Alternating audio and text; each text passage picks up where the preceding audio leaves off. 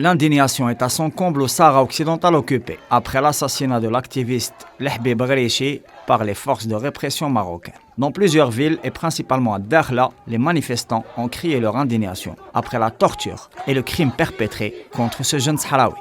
Le représentant de la République arabe sahraoui démocratique à l'ONU a adressé une missive au secrétaire général déplorant la situation de violations récurrentes des droits humains dans les territoires occupés.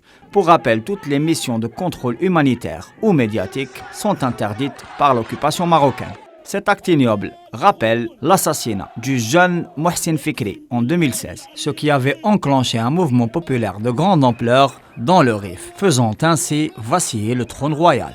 Ce soulèvement populaire au Sahara occidental coïncide avec la 11e commémoration du mouvement du 20 février, qui a vu des manifestations être organisées dans plusieurs villes du royaume, de Casablanca à Marrakech, en passant par Tanger et Zagora dans le sud du pays.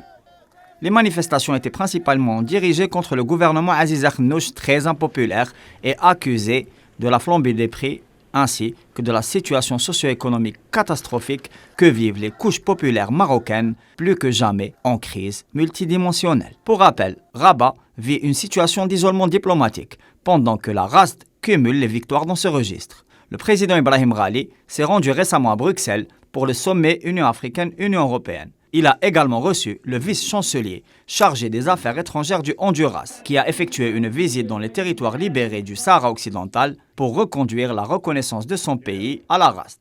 L'armée de libération sahraoui, qui consacre le droit à la résistance, continue de mener les combats contre les positions des forces d'occupation royales. Le peuple du Sahara occidental, pour sa part, paraît plus que jamais déterminé à imposer son droit légitime à l'autodétermination et à l'indépendance.